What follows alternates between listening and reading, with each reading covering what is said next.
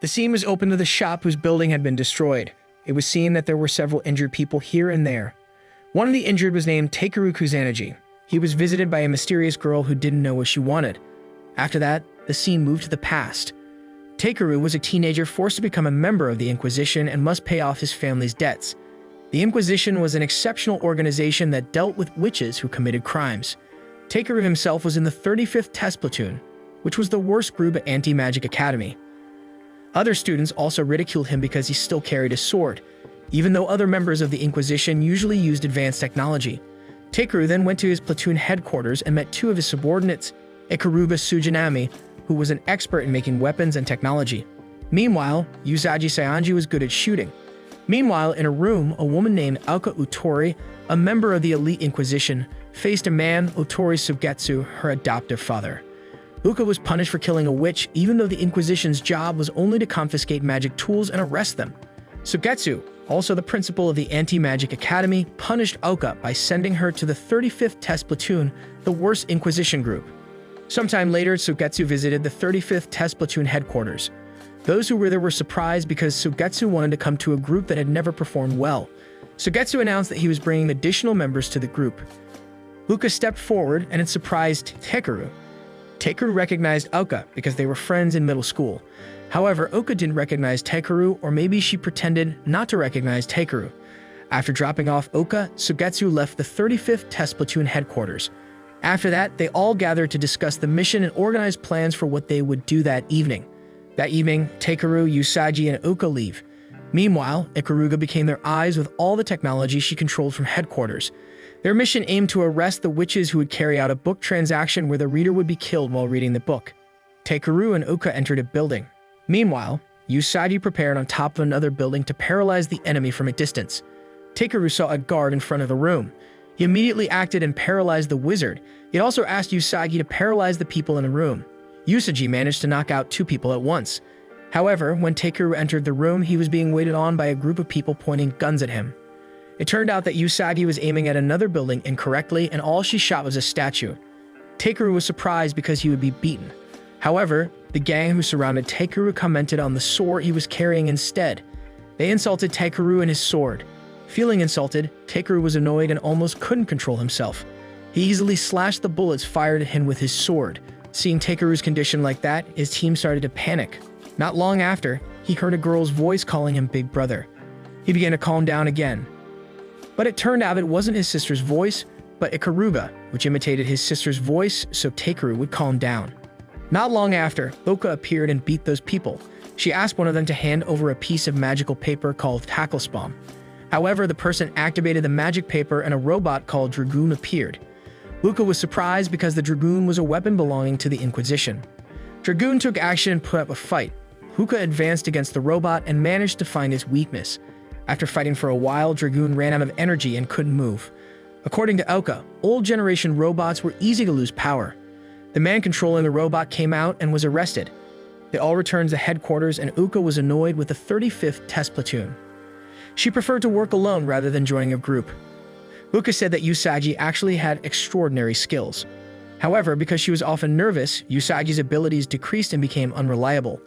Uka also said that Ikaruga's ability to use weapons was also extraordinary, but she did it too much and shouldn't have made a fully automatic weapon. Uka also scolded Takeru because he should have said all that to his team members, and after that, Uka left the base. After Uka left, Takeru thought about how Uka would cooperate with him again. He also had the idea to give Uka a welcome party. When Uka returned to base, Takeru and his two subordinates gave her a welcome party. Uka felt annoyed by it, and then she decided to leave. But Takeru saw the wound on Uka's hand and asked what happened. Uka said it was none of their business, and then she left the place. Takeru then ran after Uka and said that Uka was still his subordinate and Uka had to help him. It turned out that Uka was carrying out a mission alone. Takeru, who knew about this, wanted to help, but Uka refused. However, after Takeru persuaded her many times, Uka was finally willing to be helped by Takeru. That night, the two of them went to a building. According to Uka, Valhalla was a witch group that had already acted. Last night's case might also be closely related to the Valhalla group. The two of them took action and paralyzed the witches who were there. Uka asked Takeru to catch the witches. Meanwhile, she would check the situation in the room. She was shocked to see blood splattered everywhere, and someone had been killed there. Takeru caught up with Oka and was also surprised by what had happened. Uka increasingly hated witches. She then went outside and pointed her gun at one of the witches who had been knocked out, but Takeru tried to stop her because the Inquisition could not kill him. Uka didn't care because the witch had killed her parents. Uka pulled the trigger on the gun, but Takeru pulled it away, so the bullet shot in another direction. Takeru convinced Oka not to kill the witch. He would not pretend to understand Oka's feelings, but he and his friends would always be Uka's friends and colleagues. Uka managed to calm down. After that, the two of them left the place. Without them realizing it, a mysterious girl had been watching them all this time. Sometime later, Uka met her adoptive father, Sugetsu. Uka apparently still could not get along with the members of the 35th Test Platoon. However, Sugetsu said that the 3 members of the 35th Test Platoon had extraordinary abilities. He said one of them was a candidate from the Relic Eaters. Uka, who heard this, couldn't believe it. That was when the girl observing Takeru and Oka last night appeared in the room. The girl's name was Lapis Lazuli. Sugetsu asked Lapis when she would enter into a contract, but the girl did not answer. The scene then changed to an empty building where a girl named Mary Nikado was the daughter of a great witch from the past. Not long afterwards, a Valhalla witch appeared and met her. He was called Haunted and had the ability to raise the spirits of the dead. He had to kill many people to carry out his ritual. According to Haunted, he only killed criminals and did not involve civilians. Haunted said that their only enemy was the Inquisition. Once they win, they would eradicate the prejudice and discrimination held against wizards. After that conversation, they left that place. The next day, when the sun was about to set, Haunted went into a building and summoned the spirits of heroes from the past. The spirit joined the Dragoon robot and terrorized the city together. Haunted ordered the spirits of the past heroes to go to the Anti-Magic Academy and freed the Valhalla members who were being held there. Chaos began to reign in the city, and the Inquisition did everything they could to contain the problem. Uka, who was with Takeru, immediately looked for the rampaging Dragoon. Takeru ran after Oka. While running, Lapis briefly appeared in an alley and called out to Takeru, but Takeru didn't pay attention to the girl and went after Oka. Finally, Uka met Dragoon. She fought against a giant robot that the spirit had possessed. To win the battle, Uka summoned Relic Eaters in the form of 2 firearms. The Relic Eater's name was Vlad. Since Uka was only a temporary contractor, she couldn't use Vlad's full power. Uka fought against Dragoon using the weapons in her hands. Dragoon was still too strong, especially as Uka couldn't use Vlad's full strength. Uka was thrown quite far and was helpless. She aimed her weapon at the Dragoon that was approaching her. But suddenly Vlad disappeared. Luckily, Takeru came and saved Oka. With his sword, Takeru fought fiercely with Dragoon. However, although Takeru played with his sword well, he was not a match for Dragoon. The various attacks carried out by Dragoon were able to catch up with Takeru. He was thrown and lay helpless. That scene was exactly what happened at the beginning of this anime. That was when Lapis came to see Takeru, and suddenly they moved to a strange, brightly lit place. Lapis said that she was one of the Relic Eaters. She asked Takeru several questions, and Takeru gave satisfactory answers. Immediately, Lapis declared that Takeru was her master. Takeru returned to the fight, and his body was covered in robotic armor from his Relic Eater. He stepped forward to face Dragoon and could block all of its attacks without getting hurt. Finally, with his new armor, Takeru managed to beat Dragoon until the robot could no longer move. The fight eventually ended, and Takeru returned to his human form. He then spent time with Oka, who was still injured. Takeru said that he would not stop Oka, who intended to take revenge. He also didn't say that revenge was terrible. Even so, Takeru asked Oka to share her burden with him. After saying all that, Takeru rested on Oka's lap. Meanwhile, Mary, who was in an empty building, was surrounded by Inquisition troops and was about to be detained on suspicion of murder. Not having time to do anything, Mary fell unconscious. Mary was then detained in a special room at Anti-Magic Academy. Sugetsu got a report that Mary's memory was erased by magic. Sugetsu came to Mary and explained to her that she would be attending Anti-Magic Academy. In the afternoon, Sugetsu summoned the members of the 35th Test Platoon. He said that Lapis Lazuli was a sword-type Relic Eater and did not have a master. That was why Lapis chose Takeru to be her master. Sugetsu said that Lapis would enter the 35th Test Platoon. To avoid arousing suspicion, she would change her name to Kusanagi Lapis and pretend to be Takeru's younger sister. Not long afterwards, Sugetsu introduced additional members of the 35th Test Platoon. Mary then appeared from behind the door and was introduced to Takeru and the others. Uka knew that Mary was a witch and she objected to Mary's presence. However, Sugetsu had already determined that Mary was indeed a witch who would join the 35th Test Platoon. When leaving the principal's office, Uka said she didn't believe Mary. Uka hated witches, but Mary said that the Inquisition used magic. Relic eaters themselves were one of the magic heirlooms. Takeru tried to resolve their dispute, but his efforts were in vain. Uka and Mary had always competed since then. In shooting lessons, Uka could shoot precisely on target. Meanwhile, Mary never shot properly. Even in sports lessons, Uka could also jump high. Meanwhile, Mary hit the height limit. However, in academic studies, Mary was clearly superior to Uka. The two of them fought over bread in the canteen. Takeru tried to break them up but ended up being beaten by Uka and Mary. Mary also brought a cold drink to treat Takeru's wound. In one corner of the school, they were chatting. Takeru really trusted Mary. However, Mary instead thought Takeru was stupid for believing in witches. Mary said that she could kill him one day when Takeru was off guard. Mary felt annoyed and threw her drink can into the trash but missed. Mary picked up the can and put it in the trash can. Seeing Mary, who was angry and throwing rubbish in her place, Takeru laughed. After that, Takeru asked why Mary wanted to become an Inquisition member. Mary said that she wanted to prove that magic was not all evil. Magic could help human life. Mary found out that there were many wicked witches out there too. Because of that reason, she wanted to eradicate them all. The two of them became close. That was when Mary got a glimpse of her past. When she was in the empty building, she was angry with Haunted because the witch had broken his promise. In fact, Haunted killed civilians in action. Not long afterwards, several members of the Inquisition appeared. Haunted attacked and killed them with magic. After that, he jumped away and Mary, who was left behind, was surrounded. Haunted threw a magic paper and it exploded near Mary. It was the magic paper explosion that made Mary fall and become unconscious. Returned to the 35th Test Platoon headquarters where Uka showed a flyer for the Interplatoon tournament. Uka asked Takeru to participate in the 35th Test Platoon in the tournament. Takeru agreed and immediately registered. When you looked at the list of participants, Takeru met another platoon captain named Kiwiya Kirigaya. It turned out that Kiwiya's platoon would face Platoon Takeru if they won in the first round. After insulting the 35th Test Platoon, Kiwiya left him. When he came home from school in the afternoon, Takeru was met by Mary, who said she wanted to stay at his house. Takeru allowed it, but suddenly Uka appeared and said she wanted to stay the night too, because she was still suspicious of Mary. Then they all went to Takeru's apartment, which looked terrifying. When they arrived in front of the room, Takeru handed the keys to Uka and Mary while he went to work. Takeru returned to his apartment at night. When Uka was asleep, Takeru chatted with Mary. According to him, Mary had started to get along with Uka. But Mary didn't feel that way. Not long afterwards, they fell asleep.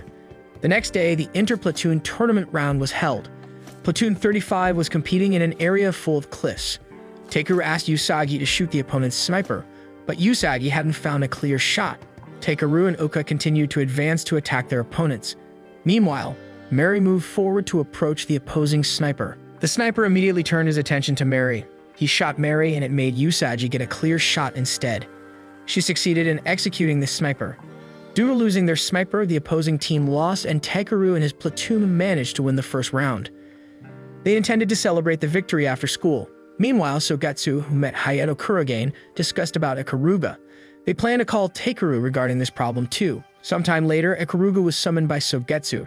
He handed over the alchemist's laboratory documents. In the document, there was a file that wrote of the resurrection of dark elves called the Lost Matrix.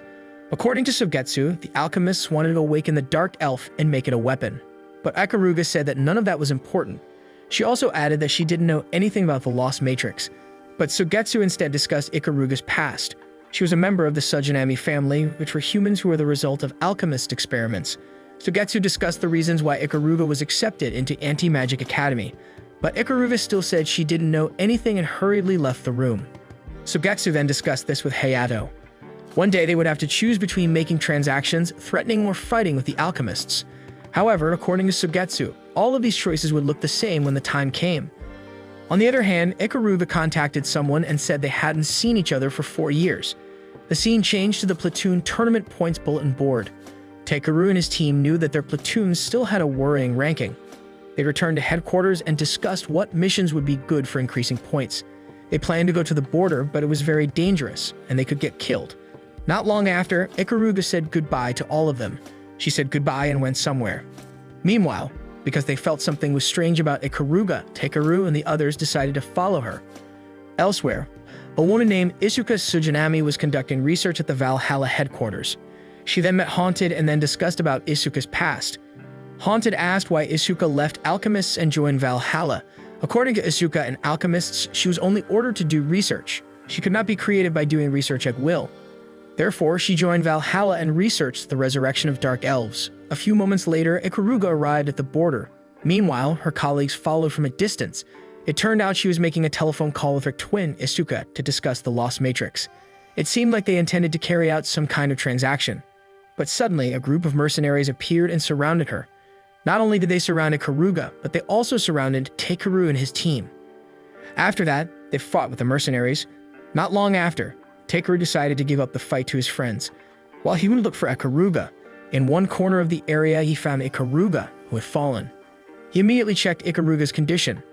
Ikaruga asked why Takeru was there. Takeru explained that he and his friends followed Ikaruga because they were worried about her. Ikaruga asked them all to leave because the mercenaries there were powerful. They both finally left the place. A few moments later, Isuka got a call from Ikaruga. She explained that their transaction had to be cancelled because her friends from the 35th Test Platoon were present. Ikaruga threatened not to hand over the Lost Matrix if her friends got hurt. The incident reached Sugetsu's ears. He immediately contacted alchemists, but a woman who answered Sugetsu's call said it was not their doing. It was all the work of Facility 5 Valhalla.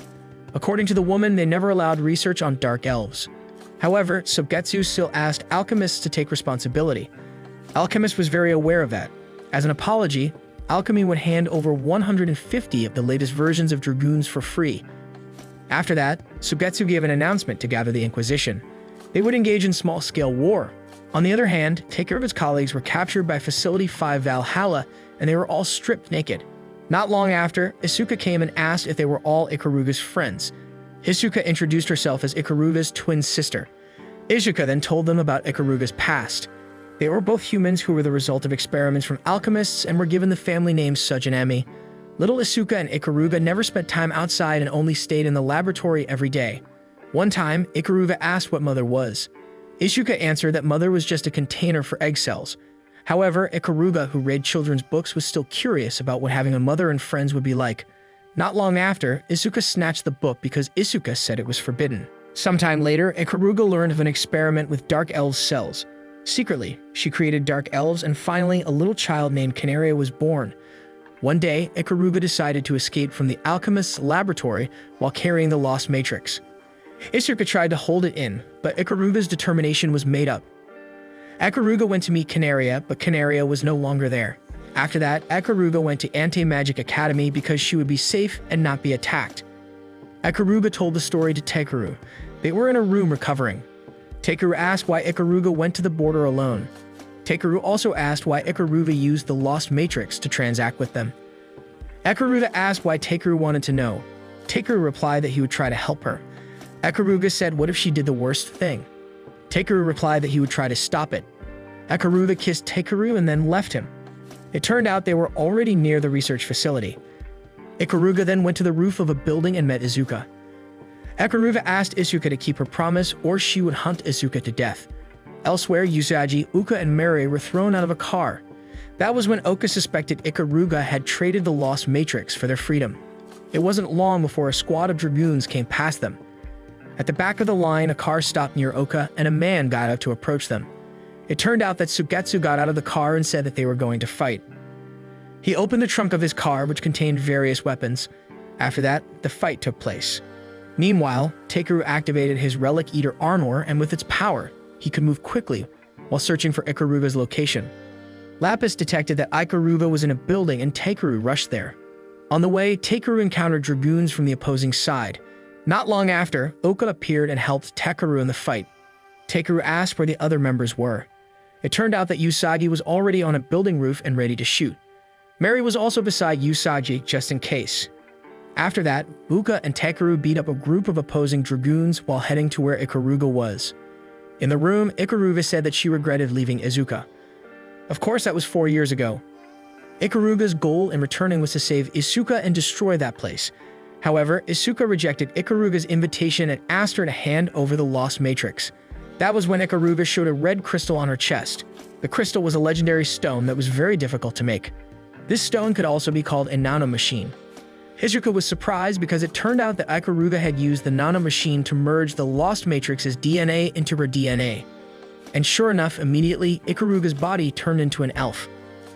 Unfortunately, giant plant tendrils appeared at the same time as Haunted. He stepped forward and stabbed Isuka with his hand. Isuka immediately collapsed, covered in blood. Ikaruga, who was furious, immediately attacked Haunted. The two of them clashed in strength until the top of the building shattered into pieces.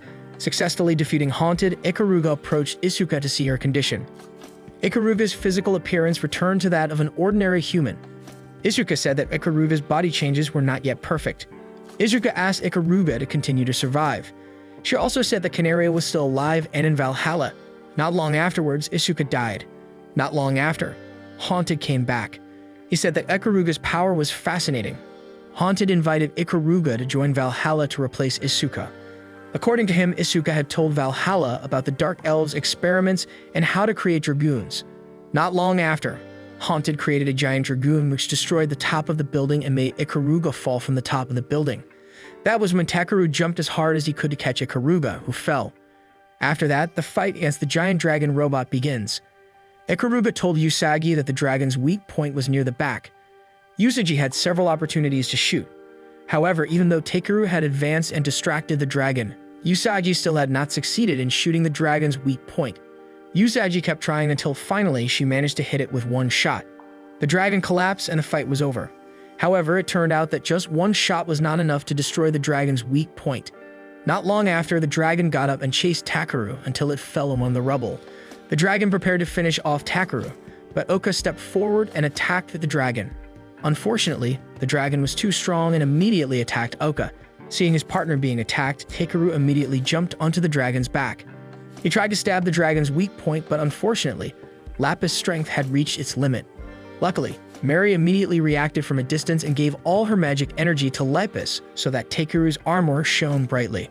With one attack, the dragon was finally defeated.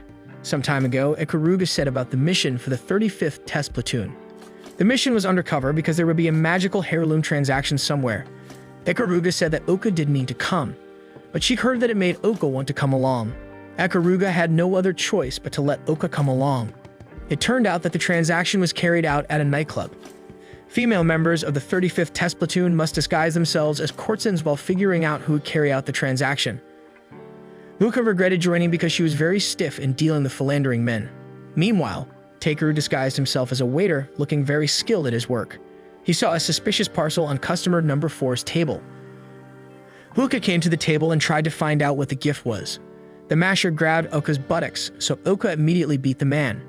She beat the man and destroyed the package in the man's pocket. Not long later, the 35th Test Platoon members immediately surrounded the man and said they were the Inquisition. However, it turned out that the destroyed parcel contained a minigame console. That was when the man immediately ran away because he heard the Inquisition was there. Takeru and the others immediately ambushed the man and captured him. It turned out that the magic heirloom he was carrying was a ring. However, after observing and researching the ring, the members of the 35th Test Platoon could not identify the power of the magic ring. Takeru put on the ring, and at that moment, the magic from the ring activated. It turned out that the effect of this magic heirloom was to make people around him drunk. The girls started teasing Takeru. Sometime after that, the 35th Test Platoon members went to a coastal area experiencing a prolonged summer. They suspect that there had been witch intervention to manipulate the weather there. They thought that the witch might be powerful. After arriving at the beach, they all had fun first before looking for the cause of the prolonged summer there. The girls showed off their respective bikinis. A few moments later, Lapis asked Takeru what the two men were doing on the beach. Takeru answered that they were fishing by throwing bait into the sea and waiting for the fish to eat it. Not long after, Takeru had a stomach ache and went to the toilet. At that time, several people claimed that monsters attacked their friends. Lapis immediately thought there was a magical creature around the beach, and it must be that creature that was causing the summer on the beach to last so long. Lapis thought about looking for the creature. Then she threw Mary and Usagi into the sea with their bodies wearing life preservers and tied with fishing lines. Lapis intended to lure the magic creatures by baiting two sexy girls. The magical creature appeared unexpectedly, and he began to grope Mary and Usagi's intimate parts. Lapis tried to reel them in, but the fishing line broke because Mary and Usagi were too heavy. Finally, they were both dragged into the water. That was when Takeru appeared and jumped into the water.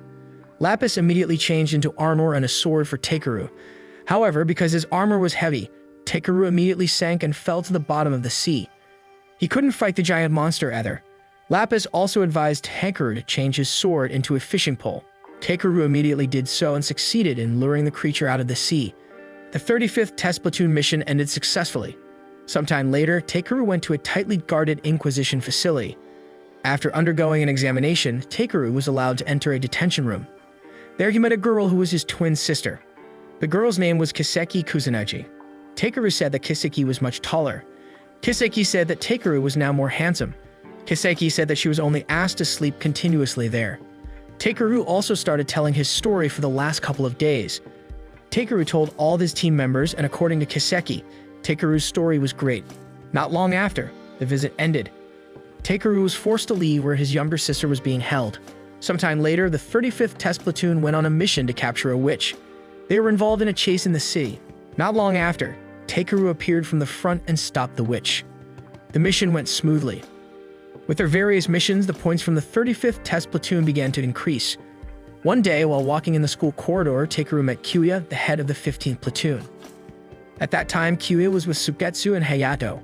When passing in front of Takeru, Kyuya said that Takeru was a traitor. Then the scene changed when Sugetsu and Hayato analyzed Kiseki's situation. It turned out that Kiseki had enormous magic power and could go out of control at any time. If her power were to escape, anything she touched would be destroyed. If left unchecked, Kiseki could destroy the planet in an instant. That was why Kiseki had to be put to sleep continuously.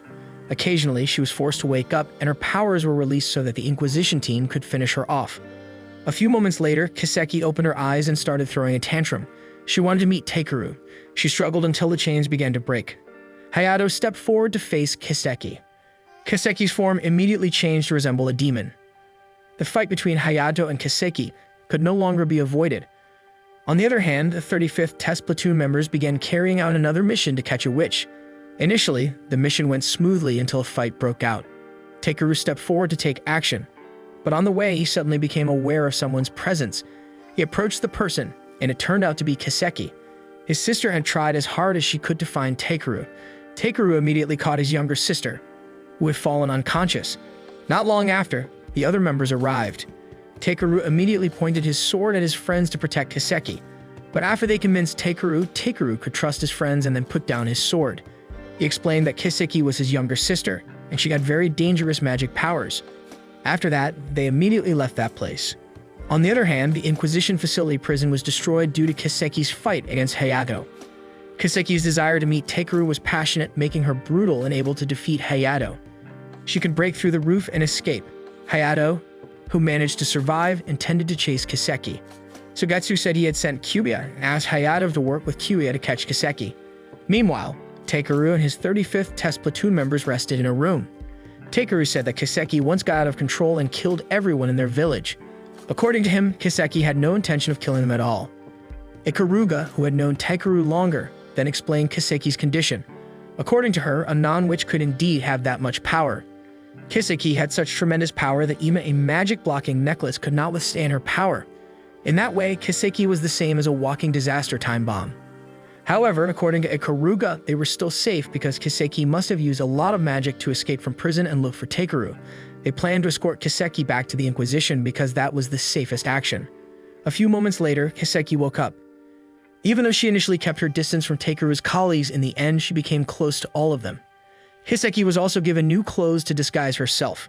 Not long after, Takeru and Kiseki spent time together at a tavern. Kiseki said that Takeru's colleagues were terrific. Kiseki intended to ask for something. Takeru, who heard this, was of course ready to listen to Kiseki's request. Kiseki asked Takeru to kill her. Kiseki said that 5 years ago she had killed many people. Her strength also became greater over time. Everyone would want her dead. Therefore, Kiseki wanted Takeru to kill her. But Takeru strongly refused. He said even though everyone in the world wished for Kiseki to die, he would still protect her. If Kiseki had to die, then Takeru would die with her. Takeru promised that to his sister. The scene then changed to a house.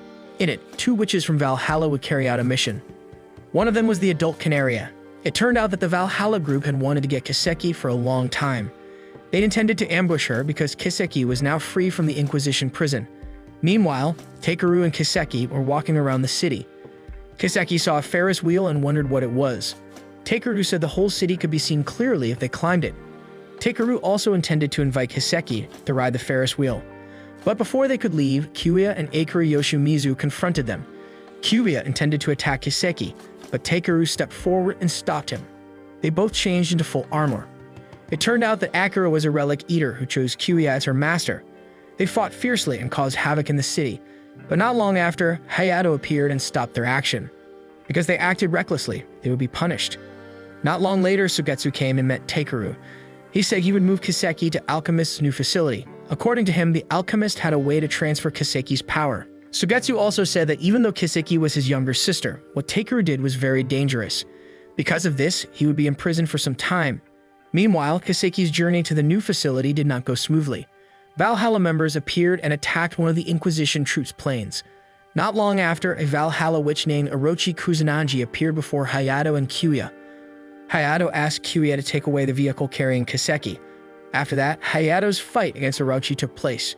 Meanwhile, Takeru dreamt about his past. He saw a little girl in a building. It turned out the girl's name was Kiseki.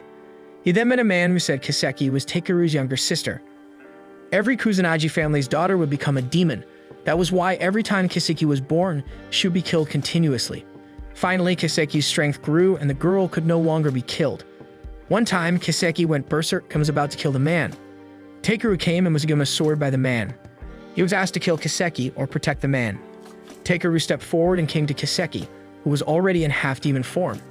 He said that Kiseki was his younger sister. Kiseki started to lose control. Because she didn't want to kill Takeru, she threw herself into the abyss. But a few moments later, her demon form became even bigger, and she became even more furious.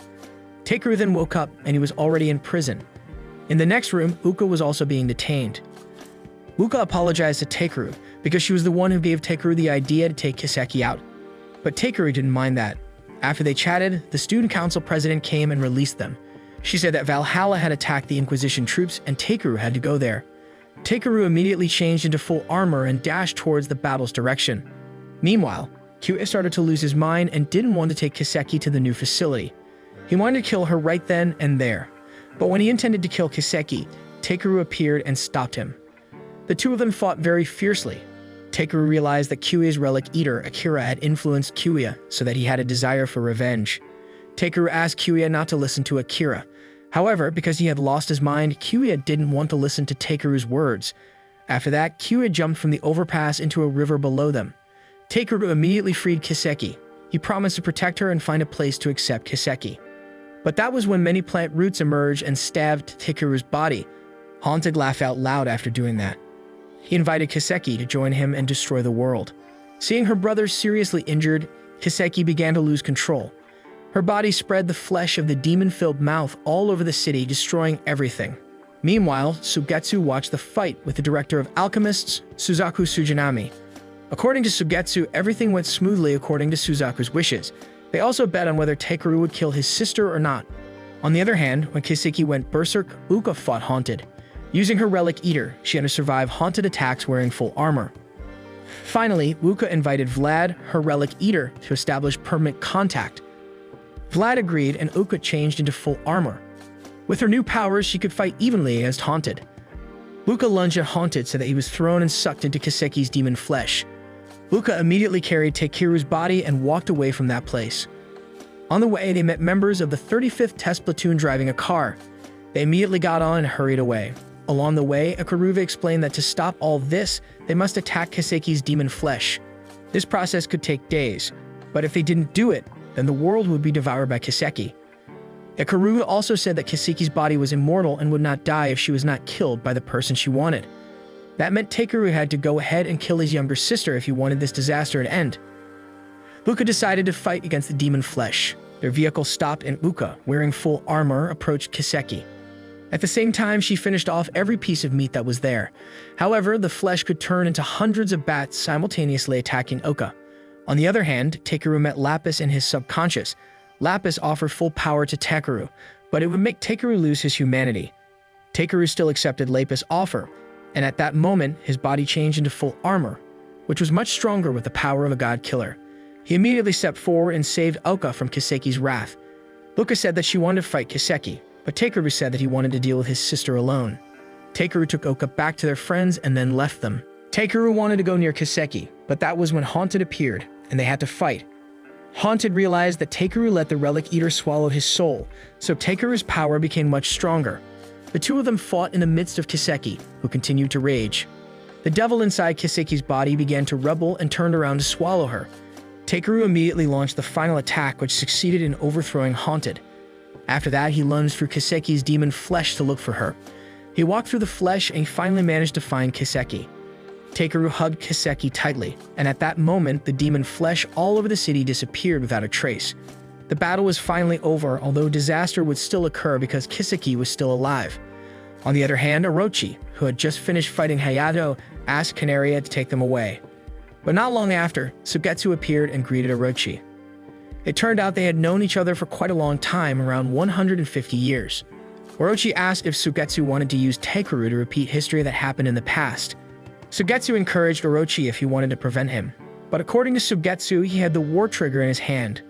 According to him, like it or not, hell would still come. Meanwhile, Takeru took Kiseki to meet his colleagues. They said that they would bear Takeru's burden together. This is the end of Anti-Magic Academy 35. Thank you to keep watching the content from this channel.